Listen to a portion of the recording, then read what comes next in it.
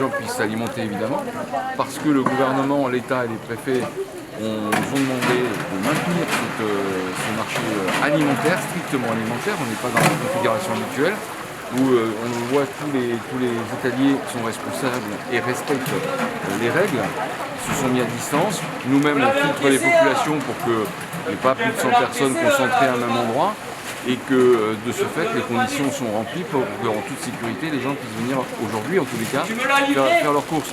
Il n'y a pas plus de risques ici qu'il n'y en a dans les grandes surfaces alimentaires. Mais est-ce que vous comprenez quand même que même si évidemment il n'y a pas plus de risques ici qu'au supermarché, il y en est quand même, il y a quand même des risques, on est quand même en train de marteler aux gens qu'il faut rester chez eux. Est-ce que vous comprenez que certains soient un peu perdus par les nuances de discours ou trouvent ça même carrément scandaleux que le marché se tienne quand même? Est-ce que vous comprenez ça ou pas? Alors je peux comprendre que les gens aient des interrogations. La réalité, c'est qu'il faut bien que les gens puissent s'alimenter, il faut bien qu'ils puissent se nourrir.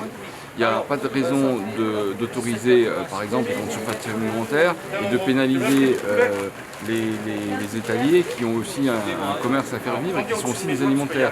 Donc les seuls étals qui sont autorisés aujourd'hui sont alimentaires, il n'y a rien d'autre. Au même titre que les grandes surfaces, au même titre que certaines boutiques que vous avez à côté.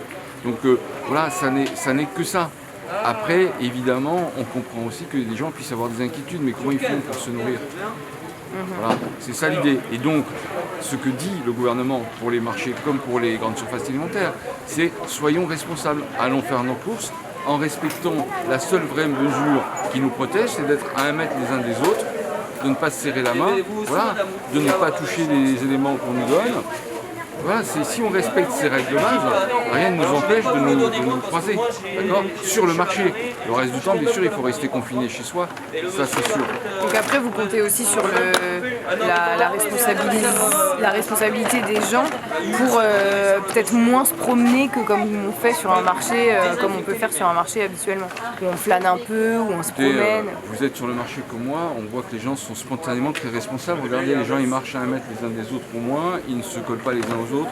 Enfin, naturellement, ils respectent les règles, ils viennent chercher de quoi se nourrir et ils vont rentrer chez eux et rester confinés. Enfin, voilà, je pense que c'est le bon sens. On parle à l'intelligence des gens en définitive et à leur conscience, quoi.